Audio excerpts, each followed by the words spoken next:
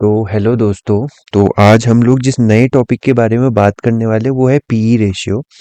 तो किसी भी कंपनी की जब आप बैलेंस शीट चेक करते हैं, जब उसके आप फंडामेंटल्स चेक कर रहे होते हैं, तो उसमें हम लोग जो सबसे इम्पोर्टेंट चीज़ देखते हैं वो होती है पीई रेशियो।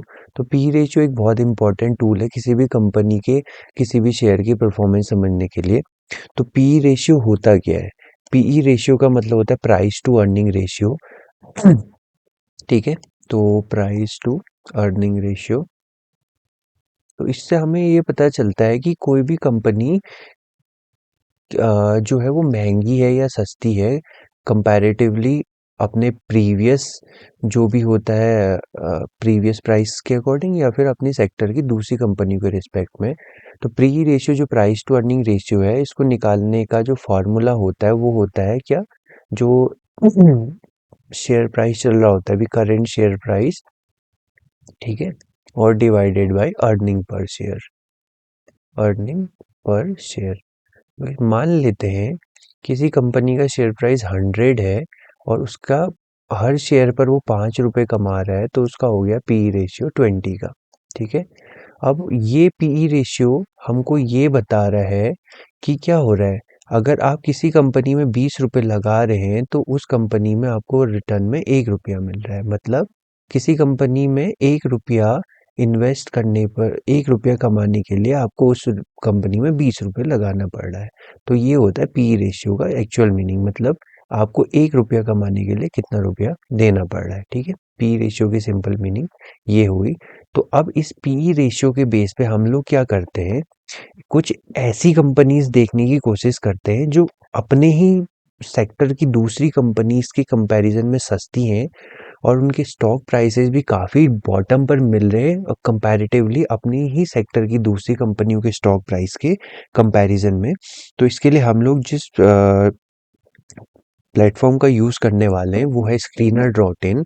तो हम लोग क्या करते हैं, पहले स्क्रीनर पे चले जाते हैं और उसके बाद बाकी चीज़ें देखेंगे। तो मैंने आपके लिए कुछ चीज़ें पहले से ही करके रखी हुई है।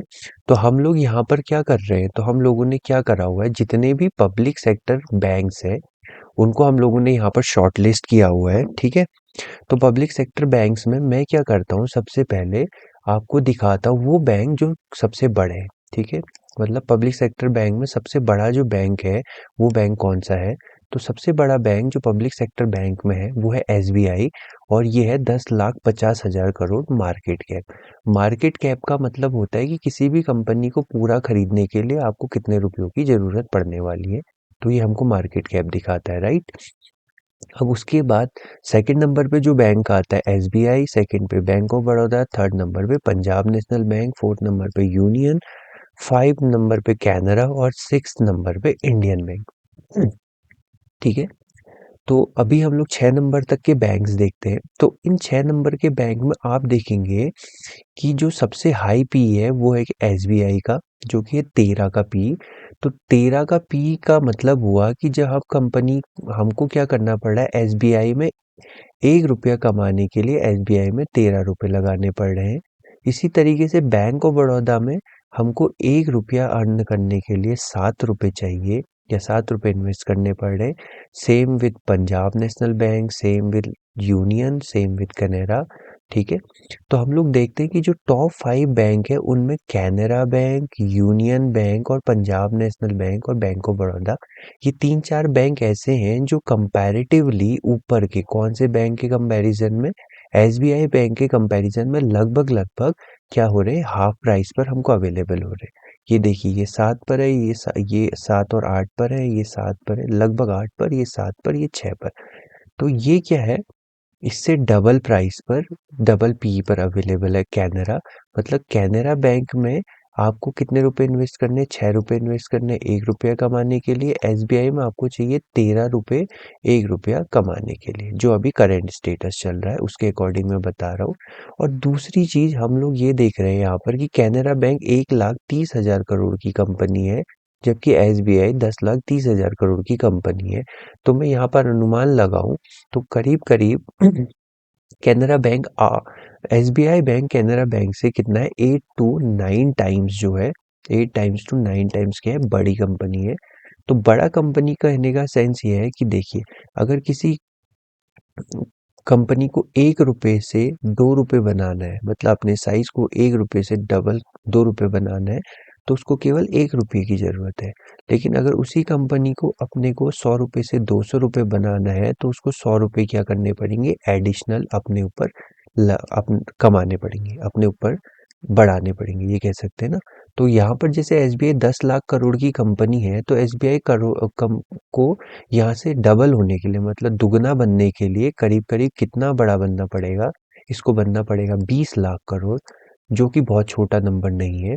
लेकिन इसी के कंपैरिजन में जब हम लोग कैनरा बैंक को देखते हैं या हम लोग इंडियन बैंक को देखते हैं, तो इनको एसबीआई तक होने के लिए, अगर इनको पहले तो डबल की बात करते हैं, तो 1 लाख करोड़ को 2 लाख करोड़ का होने में 1 लाख करोड़ की ज़रूरत है। तो ये क्या हो जाएंगे, डबल हो जाएंगे। अगर एसबीआई को डबल होना है तो उसको 10 से 20 बनाना है, मतलब 10 लाख करोड़ एक्स्ट्रा कमाने। तो क्या है, ग्रोथ पोटेंशियल, ऐसा नहीं कि एसबीआई में ग्रोथ पोटेंशियल नहीं है, ग्रोथ पोटेंशियल सब में है। लेकिन इन कंपनीज में क्या है, बड़ा होने की, अभी तक एसबीआई के लेवल, अगर ये यहाँ से एसबीआई के लेवल पर पहुंचते तो यहाँ से करीब 10 गुना बढ़ जाएंगे। तो मतलब वही इनके प्राइस में भी रिफ्लेक्ट होना चाहिए। अब एसबीआई 10 लाख से जब 20 लाख करोड़ बनेगा तब उसका प्राइस डबल होगा। अब उसके बाद जो नीचे के बैंक हैं वो तो और छोटे हैं, मतलब देखिए 60,000 करोड़, 50,000 करोड़, 36,000 करोड़, 34,000 करोड़ एंड 19,000 करोड़। तो अब मैं क्या करता हूँ, मैं इन सारे बैंक्स को पी के बेस पे हाई टू लो क्या करता हूँ, शॉर्ट लिस्ट करता हूँ। तो देखिए, सबसे ज़्यादा पी जो है वो है पंजाब एंड सिंध बैंक का, और जो सबसे कम पी है वो कैनरा बैंक है, ठीक है। अब देखिए एसबीआई जो है सबसे बड़ी कंपनी है, तो हम लोग एक बार ये काम करते हैं कि हम लोग एसबीआई का चार्ट ओपन करते हैं और देखते हैं कि एसबीआई अभी किस लेवल पर मौजूद है, ठीक है। तो ये एसबीआई का चार्ट है, एक बार मैं इसको, सॉरी ये कैनरा का चार्ट है, मैं इसको एसबीआई के चार्ट में पहले चेंज करता हूँ। उसके बाद हम लोग क्या करेंगे, हम्म, होता है तो चलिए लेट्स सी, एसबीआई एन, मैंने एसबीआई का चार्ट खोल लिया है। तो आप यहाँ पर देखेंगे कि एसबीआई क्या कर रहा है, आप खुद देखो। एसबीआई जो है करीब करीब इस लेवल पर मौजूद था 2020 में, और एसबीआई अपने 2020 के लेवल से अभी तक करीब करीब कितना ऊपर जा चुका है, अगर देखा जाए तो एसबीआई यहाँ पर 2020 पे था 100 रुपए पर, और एसबीआई अभी क्या है, 1,144 रुपए पर मौजूद है। मतलब एसबीआई करीब करीब 6 साल के अंदर, 6 भी क्या बोले, 5 साल के अंदर 10 गुना बड़ा बैंक बन चुका है, 10 टाइम्स विद इन 5 ईयर, ठीक है। तो ये हुआ है एसबीआई के साथ। लेकिन ऐसा होने के साथ साथ एसबीआई में जो दूसरी चीज हुई है वो ये हुई है कि एसबीआई का शेयर भी बहुत ज्यादा 10 गुना बढ़ चुका है, ठीक है। अब जब किसी भी स्टॉक का प्राइस इतना ज़्यादा बढ़ चुका है, तो क्या उसमें हमको इन्वेस्ट करना चाहिए? तो एक तरीके से हम लोग यहाँ पर ये कह सकते हैं एसबीआई क्या है, अभी अपने टॉप के लेवल पर मौजूद है, ठीक है। तो अगर हम लोगों को देखा जाए तो एसबीआई का पी चल रहा है 13, ठीक है। देखिए एक बार फिर यहाँ जाते हैं, एसबीआई का पी जो मेरा चल रहा है वो चल रहा है 13 का, और एसबीआई अपने चार्ट पैटर्न के अकॉर्डिंग भी अभी तक अब क्या है, टॉप पर मौजूद है। तो जो कंपनी जिसका पी क्या है, कंपैरेटिवली अपने ही सेक्टर की कंपनियों से डबल चल रहा हो और जिसका चार्ट टॉप पर मौजूद हो, तो क्या हमको उसमें इन्वेस्ट करना चाहिए? नहीं। हम लोग क्या करते हैं, दूसरा कोई बैंक उठा के देखते हैं। तो दूसरा बैंक हम लोग एक ऐसा बैंक लेते हैं जो थोड़ा लो लेवल पर हमको मौजूद हो। तो देखिए जैसे कि यहाँ पर आप सब लोग देख सकते हैं, जो बैंक ऑफ इंडिया है वो कितने के प्राइस पर है, 7 पर, और यूनियन बैंक भी 7 के प्राइस पर है। मतलब एसबीआई से अप्रोक्स ये क्या है, हाफ पी पर मौजूद है, और ये करीब करीब 70,000 करोड़ की कंपनी है। तो अगर जैसे एसबीआई यहाँ से करीब 5 साल में, एसबीआई 5 साल में स्टॉक प्राइस को 10 गुना कर चुका है, तो मैं बोलता हूँ अगर ये कंपनी नेक्स्ट 5 ईयर में अपने प्राइस को 5 गुना भी कर लेती है, तो अभी के करंट प्राइस से हमको कितना पोटेंशियल गेन होने की संभावना मिलती है, 5 गुना। वो भी मैं तब बोल रहा हूँ जबकि इनका पी एसबीआई से आधे पर मौजूद है। तो अब मैं क्या करता हूँ, एक एक करके सारे बैंक्स पे जाते हैं और देखते हैं किस में हमको बेस्ट अपॉर्चुनिटी मिल रही है। तो सबसे पहले कैनरा और सेंट्रल बैंक पर जाते हैं, CANARA कैनरा बैंक। तो देखिए कैनरा बैंक क्या हो रहा है, मैंने पहले से ही कुछ मार्किंग्स कर के रखी हुई हैं। कैनरा बैंक ने क्या करा हुआ है, आप देख सकते हैं यहाँ पर, ये कैनरा बैंक एक कप बनाया हुआ है, ये इसका हैंडल बनाया हुआ है। तो एक और उसके बाद इसने ब्रेकआउट दिया है और ये इसका एक रीटेस्ट लेवल पे है। अगर कैनरा बैंक यहाँ से रीटेस्ट को आता है तो ये हमारे पास एक बाइंग जोन अवेलेबल रहती है कैनरा बैंक के लिए बाइंग की। लेकिन मैं आपको पहले ही बता देता हूँ मैं कि कोई सेबी रजिस्टर्ड रिसर्च एडवाइजर नहीं हूँ। मैं सिर्फ आपको क्या कर रहा हूँ, एक लर्निंग दे रहा हूँ कि आप लोग किसी भी स्टॉक को एज अ इन्वेस्टर किस व्यू से देखें ताकि आप उसमें लॉन्ग टर्म में एक अच्छा अमाउंट जनरेट कर सके। तो कैनरा बैंक अगर अभी के प्राइस से जो इसका कप एंड हैंडल पैटर्न का टारगेट बन रहा है उसके अकॉर्डिंग आप देखिए यहाँ से अगर जाता है ऊपर तो ये करीब 244 पर जाएगा और वो होगा करीब करीब 90%। तो इसमें भी आप देख सकते हैं कैनरा बैंक भी ऑलरेडी बहुत टॉप के लेवल पर अवेलेबल है, बहुत ज़्यादा 2020 में यहाँ पर था और ये यहाँ से इतना जा चुका है। तो इसने भी काफ़ी डिस्टेंस ट्रेवल कर लिया है, लेकिन अभी भी ये 7 के पीई पर है। मतलब अगर ये SBI के 13 के पीई पर भी जाता है तो यहाँ से इजीली ये डबल हो सकता है। अब मैं क्या करता हूँ, कोई दूसरा बैंक देखता हूँ जो क्या हो हमको बॉटम पर मिले और जिसमें हमको एक अपॉर्चुनिटी भी मिले। तो हमारे पास नेक्स्ट बैंक है सेंट्रल बैंक, फिर है हमारे पास यूनियन बैंक। ठीक है, तो सेंट्रल बैंक पर देखते हैं क्या हमारे पास अपॉर्चुनिटी मौजूद है। तो ये मेरा सेंट्रल बैंक का चार्ट है। तो ये मैंने ड्राइंग्स हटा ली हैं। तो आप देखेंगे कि सेंट्रल बैंक में क्या हो रहा है, सेंट्रल बैंक जो कि क्या हो रहा है, सारे बैंक्स की तरह क्या हो रहा है, सेम पीई पर मौजूद है। कैसे बता रहा हूँ, देखिए सेंट्रल बैंक 7 के पीई पर मौजूद है और यह है कोई 14 कोई 16 के पीई पर। और ये 30,000 करोड़ की कंपनी, अगर ये यहाँ से डबल हो जाती है तो 60,000 करोड़ को होने पर भी ये क्या हो जाएगी, डबल हो जाएगी। ठीक है, तो अब अगर ये सेंट्रल बैंक यहाँ से डबल होता है, केवल सिर्फ डबल होता है, तो ये आपको जो मैंने यहाँ पर पहले से ऑलरेडी लेवल मार्क करके रखे हुए हैं, तो इसको मैं एक बार क्या करता हूँ, इस लेवल को हटा देता हूँ। तो देखिए तो हुआ क्या है यहाँ पर, सेंट्रल बैंक ने एक आप यहाँ पर देख सकते हैं कि एक कप बनाया है, ये इसका हैंडल है, उसके बाद ये एक और हैंडल है, उसके बाद उसने उस लेवल का ब्रेकआउट दिया और ऊपर गया और सेम उसी लेवल पर रीटेस्ट करने को आ रहा है। अब अगर ये कैनरा बैंक सेम इसी लेवल पर फ्यूचर पर आता है तो यहाँ से मेरे सेंट्रल बैंक, तो यहाँ से मेरे पास करीब करीब 106% मतलब अपने अमाउंट को डबल करने की पूरी अपॉर्चुनिटी मौजूद है। तो ये केवल ये आप देख सकते हैं ये बहुत लंबे टाइम से यहाँ पे कंसोलिडेट कर रहा है, करीब करीब 7-8 मंथ से। तो ये क्या है, ये जो ट्रिक है ये 1 या 2 महीने में इन्वेस्ट करने के वालों के लिए नहीं है, मैं पहले ही बता देता हूँ। ये इन्वेस्टर्स के लिए है कि आप देख सकते हैं इन्वेस्टर कैसे काम करते हैं, वो क्या कर रहे हैं पी के बेस पर कैसे स्टॉक्स को ढूंढ रहे हैं। जब क्या है सारी चीजें सेम है, पब्लिक सेक्टर बैंक सेम है, जब सारे जो भी पब्लिक सेक्टर बैंक हैं वो सारी सेम ग्रोथ पर चल रहे हैं, सबने अपना क्या कर दिया है, NPA जो नॉन परफॉर्मिंग एसेट है कि मतलब जो उन्होंने उधार दिया है उसमें से कितना वापस हो रहा है, वो सब अभी तक लोएस्ट है। मतलब कोई भी जो भी आप बैंक से लोन ले रहा है वो डिफॉल्ट नहीं हो रहा है, वो अभी क्या है सारे PSU बैंक्स में सबसे लोएस्ट लेवल पर है।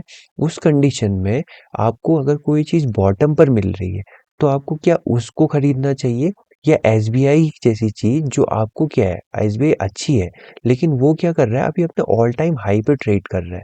मतलब ये जैसे मान लेते हैं सेंट्रल बैंक के केस में ये इसका लास्ट प्रीवियस हाई है, तो SBI अपने प्रीवियस हाई से भी और ऊपर जा चुका है और वो उस लेवल पर ट्रेड कर रहा है। तो हमारे पास एक अच्छी अपॉर्चुनिटी ये है कि अगर सेंट्रल बैंक भविष्य में अच्छा परफॉर्म करता है तो कि हमको SBI में इन्वेस्ट करने के बजाय सेंट्रल बैंक में इन्वेस्ट करना चाहिए और इसमें एक लंबे टाइम के लिए अपने को होल्ड करके रखना चाहिए।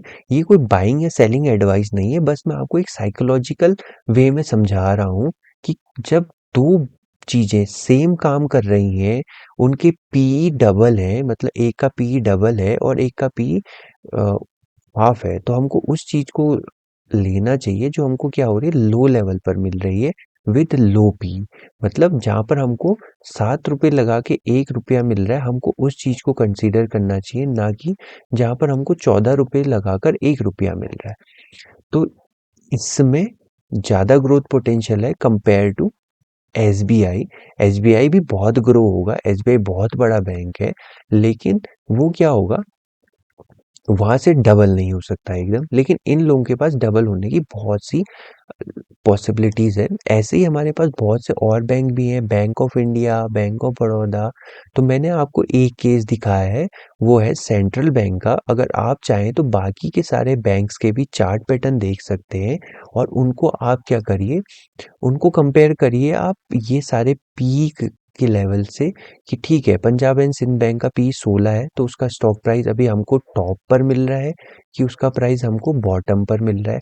अगर बॉटम पर मिल रहा है और अगर हम उसको 2-3 साल या 4 साल होल्ड करके भी वो टॉप पर जाता है, मतलब 100% अगर हमको गेन देता है, तो भी हमको करीब करीब ऑन एन एवरेज 20 से 25% का ईयरली गेन मिल रहा है, जो कि बुरी बात नहीं है। अब इसी की जगह आप देखिए, अगर मैं एसबीआई को आपको एक बार फिर से दिखाता हूँ, तो एसबीआई में हुआ क्या है। पहले चले जाते हैं एसबीआई में, SBI and state bank of India. तो आप जब एसबीआई के चार्ट को आप देख रहे हैं, तो आप देखिए, अगर बाई चांस फ्यूचर में ये बैंक गिरता है, तो इसके पास जो इमीडिएट का अपना सपोर्ट लेवल मौजूद है, वो यहाँ कहीं पर है, जो कि 900 पर अब ये चल रहा है, करीब करीब 1200-1300 के लेवल पर। मतलब ये 25% सीधे टूट जाएगा। उसके बाद अगर ये दूसरी बार टूटा, तो ये सीधे जाएगा 700 रुपये के लेवल पर। तो ये अभी अपना जो प्राइस है, उस प्राइस से करीब करीब कितना डाउन जाएगा वो आपको दिखा देता हूँ। अगर ये 900 रुपये के लेवल तक जाता है, तो ये 20-25% डाउन जाएगा। अगर ये इस लेवल पर जाता है, तो ये 40% डाउन जाएगा। तो एसबीआई में हमारे पास बाइंग की अपॉर्चुनिटीज बनेंगी इन लेवल्स पर, जब भी हमको यहाँ मिल रहा है, जब भी हमको यहाँ मिल रहा है, रीटेस्ट करते हुए, यहाँ गिरने के बाद ये रीटेस्ट करे और फिर ऊपर जाए, तो तब हम लोग एसबीआई में बाइंग कर सकते हैं, ना कि टॉप लेवल पर। ठीक है। तो ये एसबीआई का ऑल टाइम हाई था, ऑल टाइम हाई जो इसका प्रीवियस हाई था उसके कंपैरिजन में मैं बता रहा हूँ, कि जो एसबीआई का प्रीवियस हाई था, वो बना था इसका प्रीवियस हाई, वो था जो था 2011 में। ठीक है। तो 2011 में एसबीआई ने जो हाई बनाया था, वो बनाया था मोटा मोटा, यहाँ से हम जाएंगे तो 300-350 के आसपास, और उसने उस हाई को 2019 में ट्राई किया ब्रेक करने का, और 2020 में ब्रेक किया, और उसके बाद 300 रुपये से ये करीब करीब 1200 रुपये हो गया है। मतलब करीब करीब 4 गुना बढ़ गया है। तो क्या होगा कि हम लोग यहाँ पे बॉटम पर अगर हमको चीज़ मिल रही है सेम और बैंक्स में, जैसे सेंट्रल बैंक का मैंने एग्जांपल दिया, और वो अगर हमको इस तरीके की ग्रोथ दिखाती है, तो हमारे पास अभी भी उनमें करीब 6-7 गुना होने की पॉसिबिलिटी है। अगर वो सिर्फ अपने एसबीआई की तरह ऑल टाइम हाई तक भी जाते हैं, तो हमारे को करीब करीब वहाँ से डबल होने की पूरी पूरी अपॉर्चुनिटी मौजूद है। लेकिन हम लोग क्या करते हैं, हम लोग शॉर्ट टर्म में किसी भी स्टॉक का परफॉर्मेंस देख के, कि आज जो 7% बढ़ गया, आज स्टॉक 10% बढ़ गया, उसके बेस पर हम लोग क्या कर लेते हैं, इतने टॉप के लेवल पर यहाँ पर बाई करेंगे, और जब ये स्टॉक गिरेगा, तो हम लोग क्या करेंगे, इसको सेल कर देंगे, जबकि ये एक सही लेवल है ही नहीं किसी चीज़ को बाई करने का। तो पहले आप क्या करिए, किसी भी स्टॉक के सपोर्ट देखिए बड़े टाइम फ्रेम पर, वीकली या मंथली, और उसके बाद उन सपोर्ट लेवल्स पर स्टॉक के आने का वेट करिए और वहां पर बाई करने का ट्राई कीजिए। वो एक बेस्ट तरीका है स्टॉक को बाइंग करने का, ना कि इतने ऊपर के लेवल पर जाकर। यहाँ पर जो बाइंग होती है, वो होती है फोमो में, मतलब फियर ऑफ मिसिंग आउट, कि स्टॉक बहुत ज़्यादा भाग रहा है, तो मैं इसमें नहीं एंटर हुआ, अब एंटर हो जाता हूँ, और एंटर होऊंगा तो मेरा पैसा भी बढ़ जाएगा।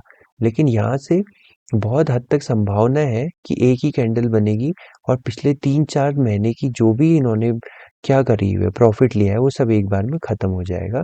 तो हो सकता है एसबीआई यहाँ से अभी और ऊपर जाए, नो डाउट, बट ऐसे स्टॉक को लेने की कोशिश करिए जो आपको बॉटम पर मिले, ना कि टॉप पर। ठीक है। तो आई होप आपको पीई का कॉन्सेप्ट समझ में आया, कि पीई में हमें क्या करना है। सेम सेक्टर के स्टॉक्स पे हम लोगों ने फोकस करना है जो एक ही तरीके का काम कर रहे हो। उनमें हमने वो स्टॉक देखने हैं जो क्या कर रहे हैं और स्टॉक्स के कंपैरिजन में हमको कम पर मिल रहे हैं, प्लस उनका चार्ट पैटर्न भी क्या हो रहा है, हमको लो लेवल पर मिल रहा है, बॉटम पर मिल रहा है। तो ऐसे केसेस में हमको ये देखना है कि स्टॉक फंडामेंटली अच्छा होना चाहिए। ऐसा नहीं कि आप किसी भी स्टॉक को उठा दे रहे हैं। स्टॉक का फंडामेंटल्स अच्छे होने चाहिए। स्टॉक की फ्यूचर ग्रोथ होनी चाहिए। फ्यूचर ग्रोथ का उसके पास क्या होना चाहिए, चांस होना चाहिए कि हाँ, ये क्या होगा, फ्यूचर में ये चीज़ें ग्रो करेंगी। तब जाके जब आप कॉन्फिडेंट हो जाएँ, उसके बाद आप क्या करिए, लो पीई विद बॉटम स्टॉक को आप बाय कर लीजिए और उसको क्या करिए, 4-5 साल के लिए होल्ड कर लीजिए, आपका पैसा ईज़िली बन जाएगा। लेकिन उससे पहले आपको कंपनी के फंडामेंटल्स ज़रूर समझने हैं। ये नहीं कि आप किसी भी रैंडम स्टॉक को आप बाय कर रहे हैं। तो यहाँ पर जो भी चीज़ मैंने बताई वो मैंने प्योर केस स्टडी ली है। इसमें मेरा किसी भी तरीके की बाइंग या सेलिंग की किसी को भी एडवाइस नहीं है। तो प्लीज़ अगर आप लोग बाई या सेल करते हैं तो किसी भी ऐसे व्यक्ति से संपर्क करिए जो फाइनेंशियल एडवाइज़र हो, जो जिसको अथॉरिटी हो ये चीज़ें इन्वेस्ट करवाने की। मैं सिर्फ क्या कर रहा हूँ, आपको एक लर्निंग दे रहा हूँ। तो थैंक यू, आप लोगों को पीई का कॉन्सेप्ट समझ में आया होगा। नेक्स्ट टाइम मिलेंगे कुछ इससे और बेटर वीडियो के साथ जिसमें आप लोगों के क्या हो सके, फंडामेंटल कॉन्सेप्ट क्लियर हो सके और आप लोगों को पता चल सके कि पीई के बेस पर हम लोग कैसे मल्टी बैगर स्टॉक्स ढूंढ सकते हैं। तब तक के लिए थैंक यू। सीखते रहिए, नए स्टॉक्स ढूंढिए, पेशेंस रखिए और दूसरों को भी सिखाते रहिए।